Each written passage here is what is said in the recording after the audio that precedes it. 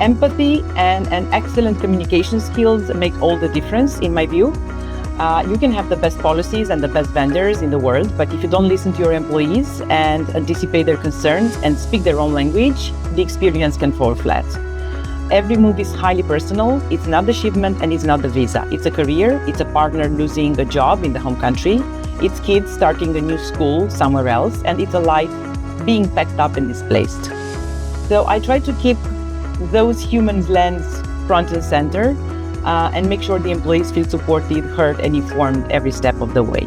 A clear and empathic answer beats a perfect one delivered 2 weeks later. So being approachable and highly responsive can calm a lot of nerves. And that's often more valuable than a relocation checklist or a procedure. Global mobility will embrace more technology-driven solutions with AI and automation. I also think diversity and sustainability will become more central, and to include families, cultural integration, and eco-friendly practices. I also believe there will be a greater emphasis on flexibility in assignments and policies. When making global mobility policies, my one top tip would be, let us not forget this is for people, let us keep it human. Of course, compliance, cost control are all very important.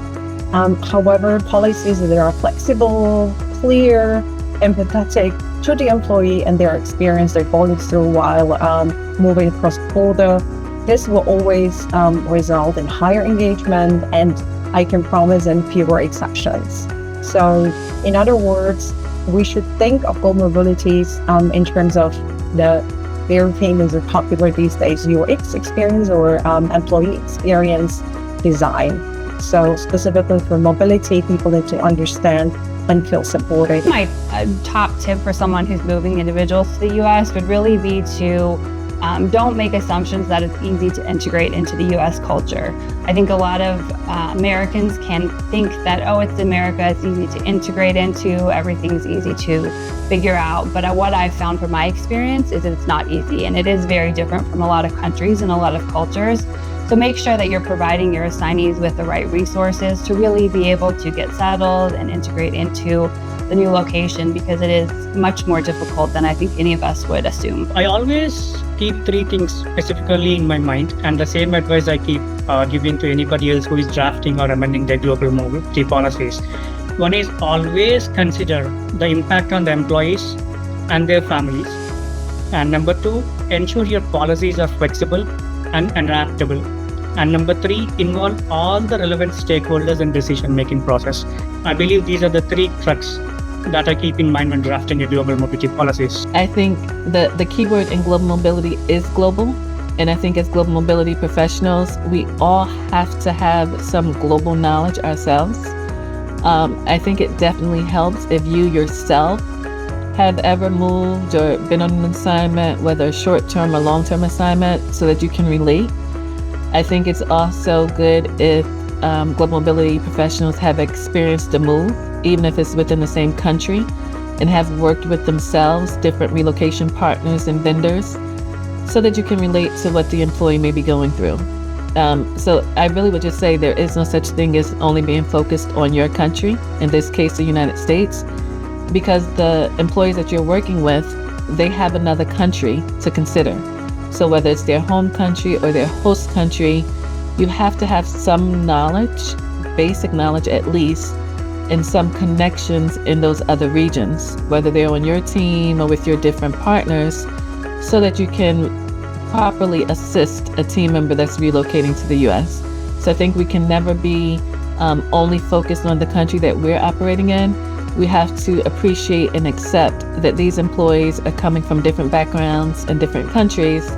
And in addition to learning the United States, we also have to be mindful and empathetic to the background and the culture where they may be coming from in their home locations. New generation Z,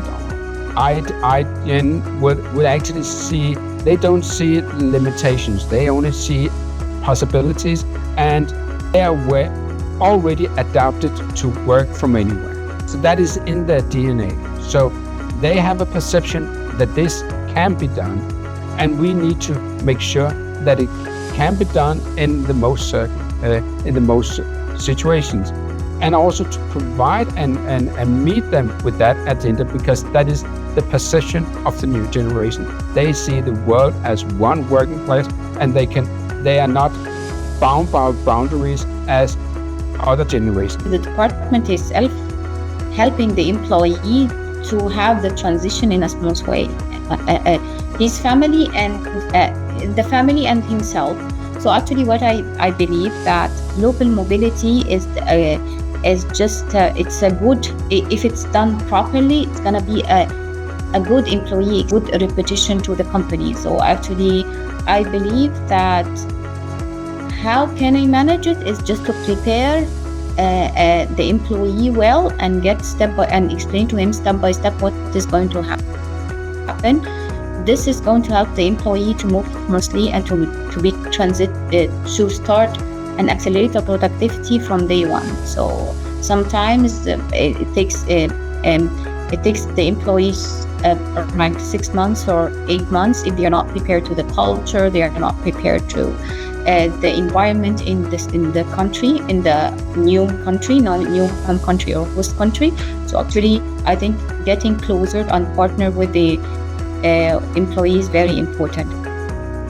One top tip when you're moving assignees would be definitely know their personal circumstance. Get to know them, get to know their needs and their wants, get to know their family circumstances, because the worst thing that you can do is make assumptions, have everything in place for their move, and then find out actually you hadn't thought about how you're going to get their Rottweiler, for instance, into the location because you just hadn't discussed with them. My top tip is basically just know all the logistics related to, moving employees to the United States. Be there for them to answer all the questions. Be there to be able to navigate them from the logistic maze related to relocation to the United States.